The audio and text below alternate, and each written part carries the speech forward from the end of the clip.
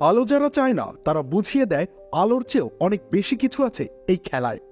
তারা দলের প্রয়োজনে দলের হয়ে খেলেন, পারফর্ম করেন, দল জয়লাভ করে, দলের কৃতিত্ব বাড়ে। পারফর্ম করেন না, হারিয়ে যান। সেই রকম এক ব্যাটার কেএল রাহুল। তিনি যেন ক্রিকেটের পিয়ানো বাদক।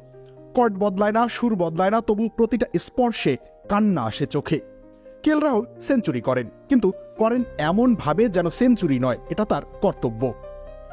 একজন পোস্টম্যান চিঠি বিলি করে যেমন, একজন শিক্ষক ক্লাস নেন যেমন, তেমনি কেএল রাহুল করেন সেঞ্চুরি। একটু বাড়াবাড়ি নেই, নেই কোনো হাত তুলে দাঁড়িয়ে থাকার নাটক, নেই গর্জন, শুধু একটা চোখ মেলে দেখেন ড্রেসিং রুমের দিকে, জানিয়ে দেন আমি এসেছি, খেলা বুঝে নিয়েছি। আর এটা ওইটা না, কাপড় ধোয়ার একটাই সলিউশন, চাকা অল ইন ওয়ান।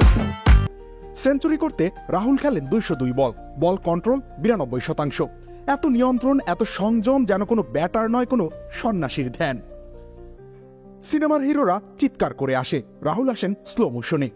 বাউন্ডারি দেন না, জাস্ট বলকে বলে দেন তুই থাক, আমি থাকি, দর্শকরাও থাকুক, ক্রিকেটের সৌন্দর্যটা বাঁচুক। তিনি অফ স্টাম্পের বাইরের বলটাকে কখনো ছোড় না, যেন বলটাকে তিনি নিজের ঘরে ঢুকতে দেন না। অথচ ইনসুইং হলে তিনি ভেতর থেকে এমন স্ট্রোক খেলেন, মনে হয় চোখ বন্ধ করেও যেন এমন কাভার ড্রাইভ সম্ভব। কোহলি হাঁকে, রোহিত বাজে, গিল চোখে জলে, রাহুল তিনি নীরব বিপ্লব। 0 থেকে 1, উষ্ণতা ছাড়াই আগুন, যেন রবীন্দ্রসঙ্গীতের মতো, যতই শোনো ততই ভেতরে গিয়ে বাজে। রাহুল জানেন শতাব্দীর সেরা ইনিংসগুলো হয়তো টিভিতে থাকে, হেডলাইনেও আসে, কিন্তু ক্রিকেটের আত্মা থাকে সেই সব ইনিংসে যেগুলো নীরবে খেলা নিয়ন্ত্রণ করে, দলকে উদ্ধার করে, স্কোরবোর্ড না, ড্রেসিং রুম যাদের প্রণাম করে।